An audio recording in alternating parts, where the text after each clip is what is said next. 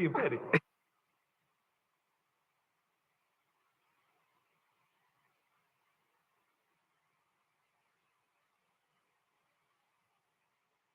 You're not gonna be petty.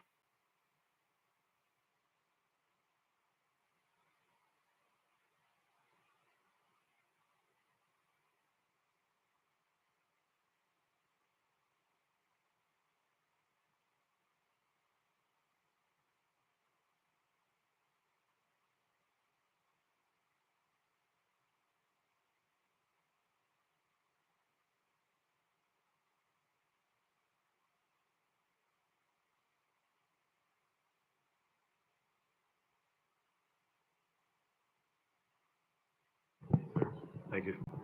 Walter? Let's get it live. There we go. I'd like to call to order our utility special district meeting. The date is December 18th and the time is 5:39 p.m. Madam Clerk, roll call. Chairperson Douglas Lawson. Here. Mr. Chair, Vice Chair Chadwick McCoy provided notice to the City Clerk's office that he will not be in attendance at tonight's board meeting. Board Member Miller Anderson. Present. Board Member Shirley Lanier. Board Member Glenn Spiritus. Here. Ex officio Board Member Mayor Ronnie Felder. City Manager Jonathan Evans. Present. Acting District Clerk Deborah Hall is present. District Attorney Don Nguyen. Here. District Finance Director Randy Sherman. Mr. Chair, you have a quorum. You may proceed. Thank you. By the Pledge of Allegiance led by Dr. Spiritus. I pledge allegiance to the flag Of the United States of America and to the republic for which it stands, one nation, under God, indivisible, with liberty and justice for all. Do we have any additions, deletions, or substitutions? Mr. Chair, if I may. You're recognized. Yes, staff is adding an item on the utility district agenda. It is an item that's already placed on the agenda online. And I was looking at the agenda that's available for public consumption, but it is not printed on the agenda that's available for public consumption. But staff is seeking guidance regarding FDOH warning letters and proposed short order consent form. We're asking for that to be added under discussions and deliberations by the city manager / executive director. Thank you. Where are we adding that? You said under discussion, deliberation? Yes, sir. Thank you. And that's on the updated agenda we just received. Correct, Mr. Chair. Thank you, sir. Any additional additions, deletions, substitutions? Motion to adopt? So, second. Motion been made and properly seconded. Madam Clerk? Board Member Miller Anderson. Yes. Board Member Spiritus. Yes. Chairperson Lawson. Yes. Unanimous vote. Thank you. No consent agenda, going into regular agenda, 7A. Item 7A, resolution number 025-24UD, a resolution of the Board of Directors of the City of Riviera Beach Utility Special District, Palm Beach County, Florida, relating to the Florida Department of Environmental Protection State Revolving Fund Loan Program, adoption of the water facility plan for the implementation of water treatment plan improvements, and providing an effective date. Mr. Chair, we do have one public comment card on this item. The acceptance of the public comment cards on this item is now closed. Thank you. So moved. Motion been made and properly seconded. Let the record reflect, Board Member Lanier is on the dais. Mr. Evans? Mr. Chair and members of the board, at this time, if I can ask Ms. Deirdre Jacobs, Assistant City Manager, to make a portion of this presentation and introduce the appropriate speakers concerning this item. Ms. Jacobs, thank you. Thank you, Mr. Lawson. Good evening, Chair Lawson, other council persons in your respective places, City Attorney Nguyen, City Manager Evans, City Clerk Hall. I'm Deirdre Jacobs with the Utility Special District. This particular item deals with the resolution allowing for your review and hopefully approval of the facility plan. As mentioned in the resolution, it has to do with Utility Special District applying for state revolving loan funds. As a part of that process, the facility plan has to be reviewed and adopted by the board. It's primarily a document that lets the agency know that we perform due diligence in terms of the work that, or the actual development of the project that we'll be applying for such funds for. Suzanne Meckler is here from CDM Smith, and she'll be making the presentation to the board. Thank you, Ms. Jacobs. Welcome, Ms. Suzanne. Smith, part of the joint venture of the Haskell CDM Smith. I lost the presentation though. I saw it and now it's gone. I can control it here? Yes? Okay. Give me a sec.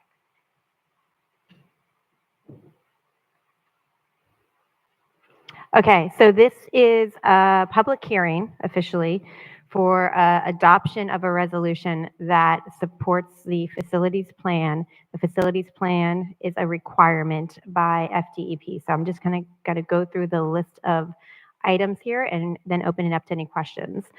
So I'm going to go through the intent of this public hearing, the alternatives that were evaluated, the recommended alternative, the financing plan, and the next steps. So let's just hit on the intent of the public hearing.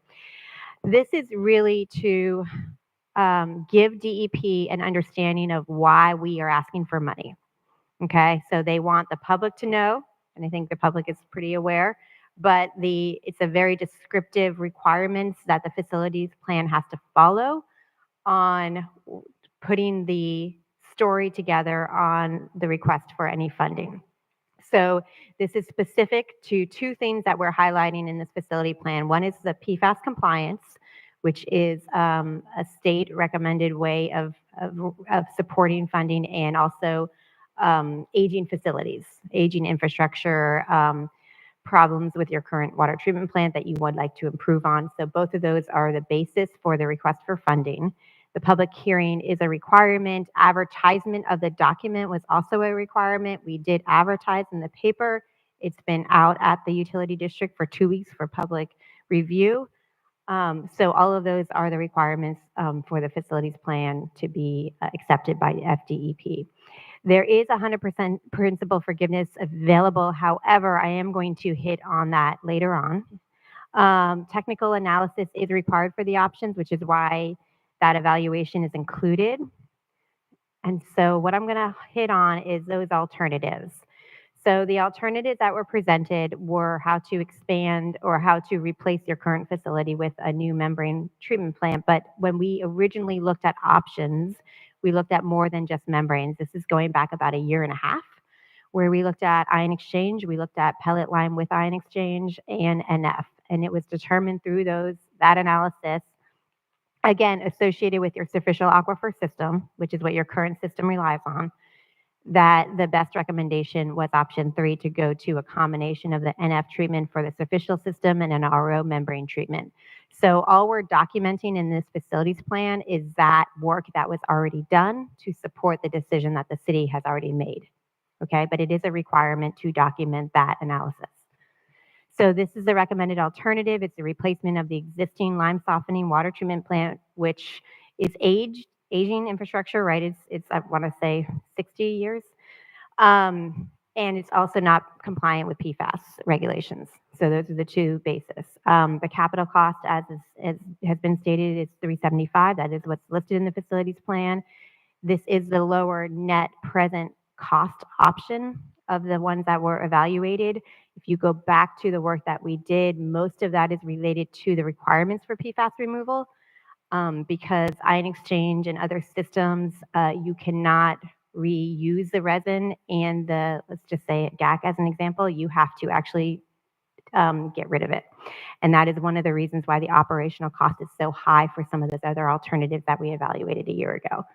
It is the most reliable option. It's also consistent with the RO, the low pressure reverse osmosis treatment that's already going to happen for your Floridan aquifer system supply. So let me just kind of go through some of the capital financing. So this is, again, a requirement. DEP wants to understand how you're going to finance the entire project. We are showing a specific 2025 request of $75 million.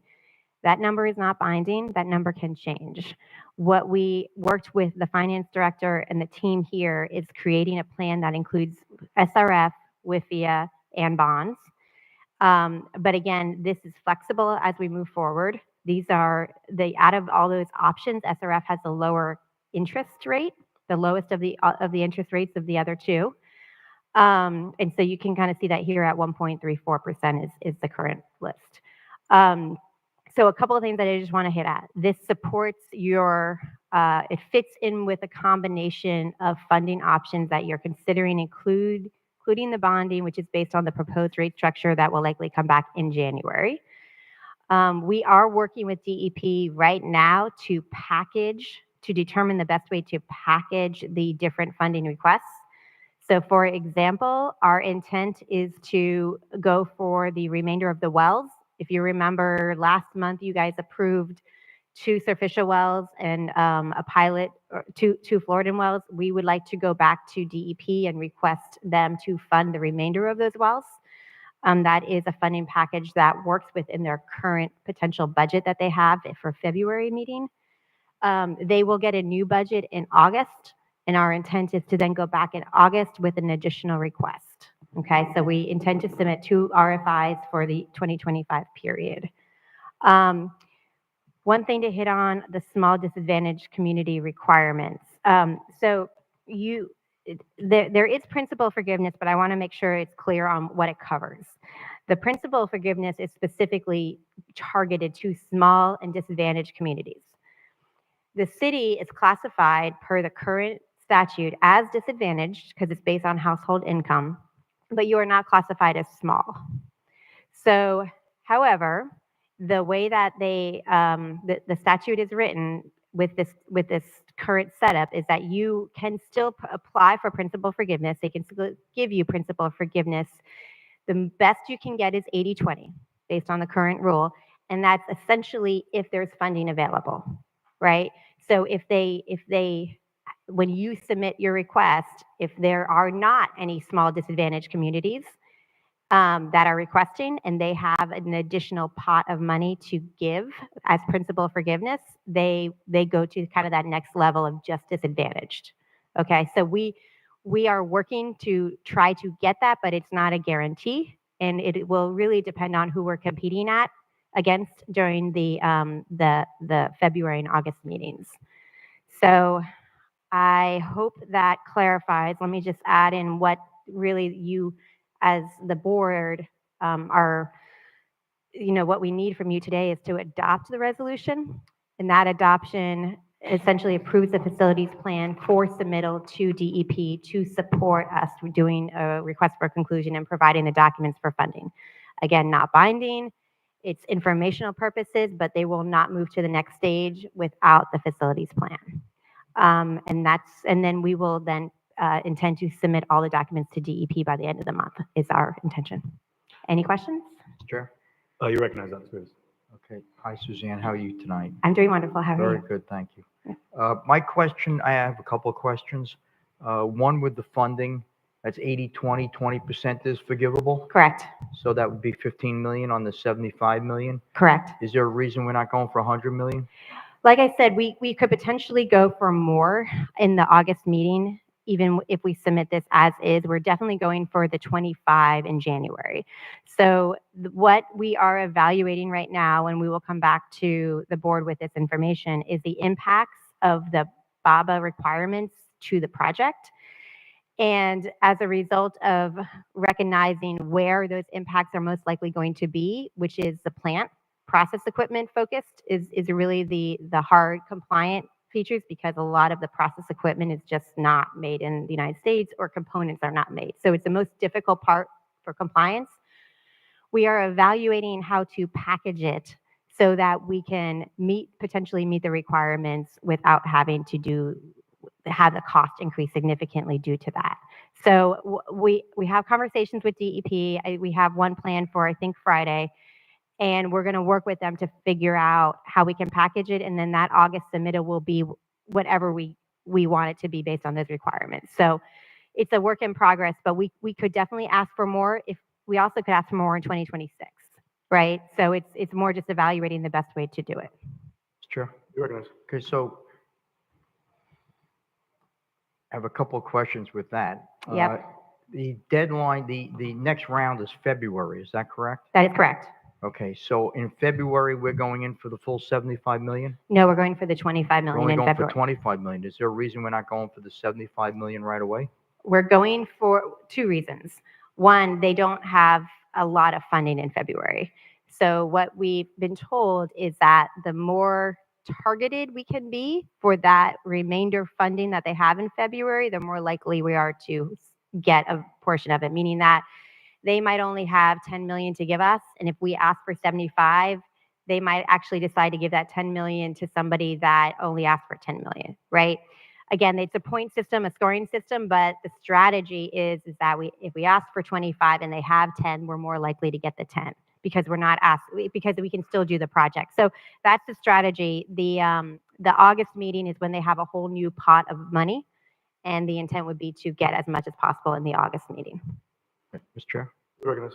So the additional infrastructure fund money that came down to the state, is that going to be available in August? Yes, that hits the August. Do you know how much money the state is getting in that? They have not decided how they're divvying it up yet. I don't know the total amount, but I can definitely get that total amount. But within the state, they're also still evaluating the different funding mechanisms, the drinking water, the clean water, the emerging contaminants, the different pots, lead and copper, and they're going to divvy it up through the pots. But yeah, I can definitely get you that number. Okay, so your facilities plan is going to be the same facilities plan that we'll use in August, correct? Correct. Yes, this Right, so that facility won't applies change. to all the project. The only thing that changes is our request for inclusion, which is the next step. Okay, so I have two other questions. Mhm. Well, maybe three. With respect to the cost of the plant, you have what? You have, I think we said 250 was going to be The plant guesstimate itself. on the plant itself, and the balance was going to be the wells and transmission lines? Yeah, that's approximate. I think it's like 275 for the plant with the balance, the rest, but approximate. Yeah. Okay, so now, and on the other end, you said that you have problems, I guess it's the Buy America clause that you're concerned about? Yep. That's with WIFIA and with SRF. Correct. There's not a waiver if if the parts are not available? So there's a couple of waivers that we could get. If parts is not available is one of them, less than 5% of the project is another one. However, the current office is not federally, is not providing a lot of waivers. And if they do, they're being very slow in determining that process. So even though there is an offer for a waiver, we are not seeing a lot of success in that. However, we do recognize that we have a new administration coming in, and we think that we will have a little bit more luck that potentially will change the support of waivers. But again, currently there are waivers, but right now at the plant we're more than 5% of the project. So it would have to be almost two waivers. It would have to be the specific to the equipment and what they can and can't do. And we might have to actually do it for each piece of equipment. So yes, but we don't currently are trying not to rely on them. Okay, now with the PFAS, you're not really going to push that big time, are you? Because every community is going for that right now. So we have to obviously take a different angle to justify this. Your angle is also related to the existing condition of your water treatment plant is your angle. However, the PFAS is required because you get more points for it in their scoring. So we're working both angles currently. Okay, and I know we had a discussion with the population that we provide services to. Can you tell me what population you came up with? Don't have the document in front of me. I want to say it was, Randy, do you remember 48? The population that we used, it matches I'd have to look. It's in the document, but I don't physically have it in front of me. But it's more than the 38,000 that Correct. we originally had, because Yeah. it's not based on the census, it's based Correct. on It's who's based getting on water. served. It's based Right. on meters served. Right. Yeah. Oh, thank you. Yeah, can't- so we have about 42,000 Okay, just keep in mind that, like Singer Island is a perfect example. You have large high-rise buildings, they'll have 1 meter, but you have multiple people living in those buildings. Yeah. I think your number might even still be a little bit low, since we're providing services to Palm Beach Shores and Magnolia Park. I think that, and we have some unincorporated areas, I would just tighten up on those numbers, Okay, because that's going to be very important in getting approved. okay, But I just can say that I've been, I guess for about the last 5 years, I must show up at least 2 times a year asking this council, this district to apply for the SRF money. And I'm very happy that we're finally at that point where we'll be doing that. Thank you. thank you. Thank you, Dr. Spiritus. We talked about the population. What is the small versus large city population number for this application? The small is 10,000. It's pretty small. Oh, so it's 10,000, okay. So that would be where we were competing with small, okay. Yeah, and I mean, their needs are smaller, so their amounts will be smaller, but they will also be prioritized. Mr. Chair? You're recognized. I had one more question. I had so many in my head, I forget to ask the question. With the wells themselves, are you recommending that we put new wells in as opposed to rehabilitating the existing wells? The wells that are part of this, that would be part of the RFI and that are part of the project are the Floridan wells. So completely new wells associated with the Floridan aquifer system. As of right now, our project is what you approved last month was the drilling of 2 superficial wells. Mhm. That is the only work that we are doing on the superficial aquifer system. The other consultant, Global Tech and their team are working to redo those wells and rehab them. How are we it's okay, Mr. Chair? Recognized. Thank you. How are we handling the wells that are at the existing plant right now? They're being rehabilitated right now. Are you talking about the 27 wells? Yes. Yeah, they're currently being rehabilitated. I think the contract that's out there is for about 5 to 7 of them out of the 27. So there's still a lot of work to be done. Okay, but we're going to keep the wells that are right now at the old City Hall site, the old water plant site? Yeah, both of those sites will have maintained their wells. We haven't kind of finished this, but we know that there's going to be a demolition of the lime softening plant that's there. There might be a discussion to re-drill those wells. You're allowed to re-drill those wells within a certain range to get them in a better location and at the same time get you a better quality well. So that's not currently part of the project, but that has been discussed when we do a demolition of that facility. Okay, but we do have the ability to keep those wells Yes. right where they are. Correct. That would probably be a good idea. Okay, thank you so much. You're welcome. Thank you. We do have public comment for this item, if we can hear from the president. Mr. Chair, we have one public comment card, and that is from Scott Lewis. Thank you.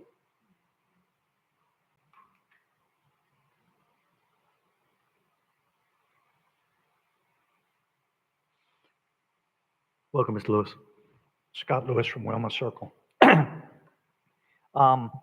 Ironically, I got the 2.5% increase today, a rate notice for the water utility, and it made me laugh because I remember, I think it was a month ago, Dr. Spiritus said we were going to possibly have more than 100% increase in the water fees.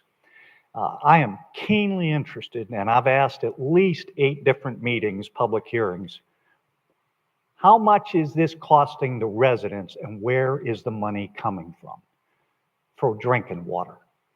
And I've never had an answer. Closest I had was 100%, but that's not probably enough. And you're predicting 42,000, and I'm concerned because I look at all the different developments that are being approved, and there's 8 high rises on the table here, and you're going to overload the system before we get the system built because the system sucks right now.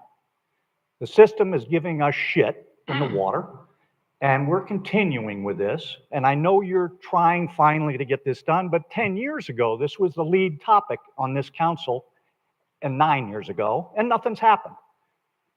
9 years. That's unacceptable by any measure. And I mean, I'm keenly worried about how much money this council is going to allow to be wasted on this project. Because when I look at a $25 million most expensive fire station in the entire county out of 80 fire stations that I know of. And it's built right here in one of the poorest communities. And you got a sauna in the fire station? That's the kind of thing that this council let happen? I mean, I'm hearing that the owner's rep tried to say no to some 35% over contract costs on that building. He was overridden. That firm was overridden. As a matter of fact, they've lost their job now because you've hired someone else, which I don't understand. If you've got an auditor that's trying to do something, let them do their work. State revolving fund, Mr. Lewis. Yeah. Chairman, thank you. Well, I'm worried about wasting money. And I ain't seeing it spent. I'm seeing talk about parks. Let's talk about a third fire station. I want drinking water, clean. And I don't need to go have other people. I'm going to be able to afford it. But there's a lot of people who aren't going to be able to afford a 100% increase. And probably you're going to have to do more than that because you don't have enough money. You keep talking about borrowing from this SRF and everybody else. That's terrific. Get some of it forgiven. 500 million, 20%. You got 400 million to pay. Taxpayers got to pay it, not you guys. Leadership, please. Thank you for your comments. And to address the residents' concern, this is actually why we're coming up with this discussion tonight for the state revolving fund. Before we can give the residents an exact price, we have to determine the GMP. We have to determine what funding and what grant funding is available. And we have to determine where we can actually offset some of the costs. So that price is coming for you, Mr. Lewis, and all the residents that are listening. We will be determining what that price looks like now that we're coming close to a GMP price, but that's why we're taking the steps necessary. So hopefully with this first step, and colleagues, we can get this moving so that we can actually submit for some applications because this is actually getting the plant out of the ground now. Comments from the board? Madam Clerk, roll call. Board Member Lanier? Board Member Miller Anderson? Board Member Spiritus? Yes. Chair Lawson? Yes. I see unanimous vote. Thank you, Ms. Susan. Mr. Evans, I'm sorry, Madam Clerk, 8, discussion? Seeking guidance regarding the FDOH warning letter and proposed short form consent order WP-085-24. Mr. Chair, we do not have any public comment cards for this item. The acceptance of the cards is now closed. I do believe that this item was just added. If any resident wants to add a public comment card to this, we can add that now before we go into general public comments. Mr. Evans, you're recognized. Yes, good evening, Mr. Chair and members of the board. At this time, staff is requesting guidance from the board concerning FDOH warning letters and the proposed short order consent form. It is staff's recommendation that the board provide direction to staff to facilitate a conversation with FDOH with regards to the warning letters that we have received concerning the utility special district. Our intent is to meet with FDOH and find an amicable solution and resolution to these particular matters in a way that considers in-kind projects and an opportunity to negotiate a deal that facilitates something that the ratepayers and the city of Riviera Beach can see a tangible benefit as a result of the settlement discussions. And so staff is requesting direction from the board to proceed forward with having a discussion with FDOH and even pursue the opportunity for mediation to resolve this particular action so we can move this item forward. And at this time, staff is prepared to answer any question, but staff is seeking direction and acceptance from the board to move in such a fashion. Thank you, Mr. Evans. And I did have the briefing, and I'm not sure if you met with the rest of the colleagues, but I did have the briefing with staff and the consultants. I'm supportive of staff moving forward with some type of negotiation, discussion, mediation with FDOH and come to a resolution that can help the residents. So colleagues, I know that we all had briefings, so I'm not sure if everybody did, but if we can opine on that, or if we want to just give staff direction. Chair. You're recognized. Yeah, I also had the briefing today, and I do support Attorney Wynn's recommendation and the city manager's recommendation to move forward with some sort of negotiation, whether it be through mediation or whatever. But I think it's very important that we move in that direction. Any additional comments? Chair, You're recognized. during my discussion on yesterday, I said the same thing. but I also added that if whatever penalties it is that we do have to pay, that we get negotiated down to see whether or not we're able to have an in-kind project done as opposed to just paying the money. And if it does not, the negotiations don't go the way that would like it to go for the residents, to move forward however we need to through the judicial system. So I believe that's consensus for moving forward. Did you need a motion, or do you want to just move forward with the consensus? Mr. Chair, You're recognized. the board would be inclined to support that action with a motion. Staff would appreciate that. Mr. Chair, Recognized. I make a motion that staff move forward with mediation or other judicial uh, actions pertaining to trying to get in-kind or reduction to the fine that we were given from the Department of Health. Do we have a second? Second. Thank you. Motion been made and properly second. Discussion? Roll call? Board Member Lanier? Yes. Board Member Miller Anderson? Yes. Board Member Spiritus? Yes. Chair Lawson? Unanimous vote.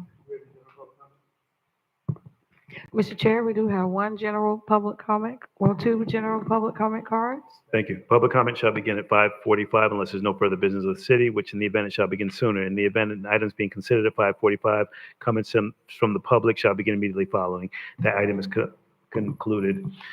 We've established rules of decorum. Please govern yourselves accordingly. Madam Clerk? The first speaker will be Lloyd Brown, followed by Margaret Shepherd. Mr. Lloyd Brown?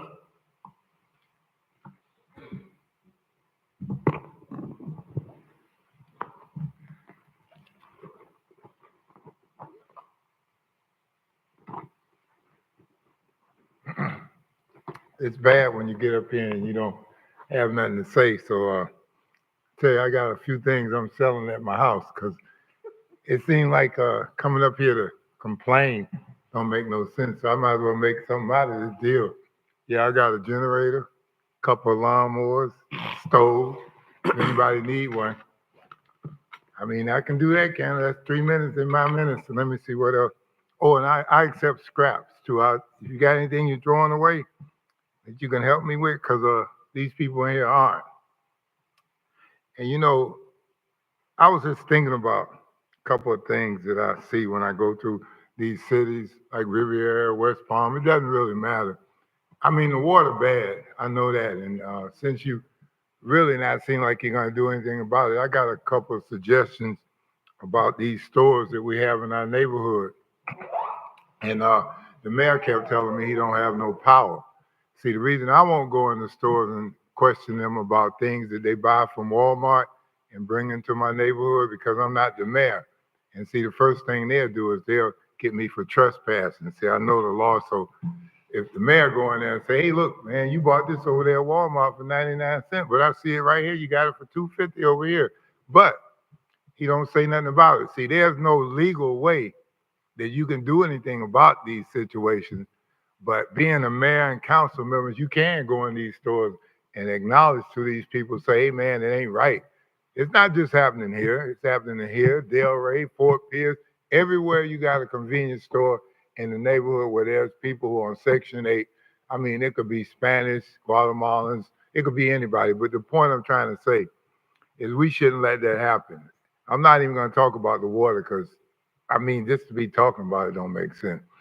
And then another thing I want to say is, boy, y'all sure enough, I mean, lucky you're not a team, because you'll be like the Wizards, and they on the bottom. I ain't lying, the Wizards are losing. The Washington Wizards haven't won. They won 6 games, I think. And I mean, they're trying to hold their team together, but it seems like in this city we got here, with this team we got here, y'all tearing it apart.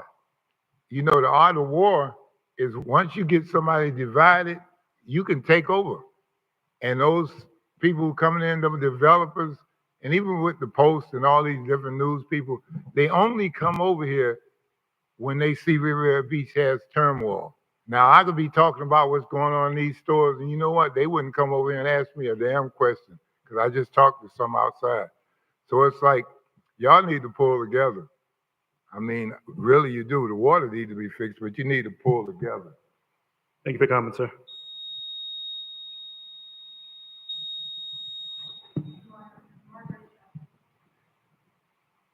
Margaret Shepherd, Revere Beach. People ask where I've been for the past couple of weeks. Well, I was over with my grandsons that's over in Australia. And when I came back, I'm listening to all the news, and it sickens me that you sit right here and you want to ask for forgiveness for this debt when all along you all knew. Maybe you all didn't know, but I'm sure somebody knew that these debts were accumulating. With Miss Jones, I think she got hacked because of $10,000 check. And I believe that whatever the fine is, you should pay it. This should be a lesson that you didn't protect us.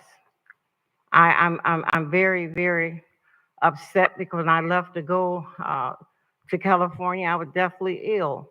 And I remember having a drink of water at a restaurant here in Riviera Beach. I wouldn't call no name. And I realized I drank that water and I became very ill. And I want to say to y'all, shame on you. This is the worst. I thought I had seen some boards that was horrible. I think you all take the cake. It's impossible. Mrs. Spiritus, you just got here. Let me get you out that picture. But it is a shame. It's a shame that you didn't take care of us. The police on the back of their car said protect and serve. You never protected us, and you never served us. I never had an incident that it was the person that represented me that I couldn't go to and talk. I had to go to District 5 or is it District 5? Ms. Botel was there. Now Mrs. Spirit is. I have to go and talk to him about problems. And I guess the chair, I have to go to him. But it's just disrespectful.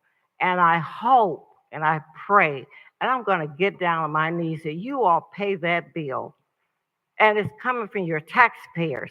And when the election come up, you all should know who's representing you. A couple of them need to go. They need to get out of here. I am so sick of them. They fight among each other. They're not fighting for us. And now they sit there humble trying to get us to tell whatever, don't pay the bill. I hope they give it to you plus more. And I'll make you understand that the next round, I pray that a couple of you are not there, that we get someone that will listen to us and give us the opportunity. These people, they don't live in the city. We're the underdogs. And so they feed us this lie that they should be having redemption of this bill. I don't think so. The barter, give me a break. Give me a break. I hope that whatever they do it and it's publicized. Thank you. Thank you for your comments, Ms. Shepherd.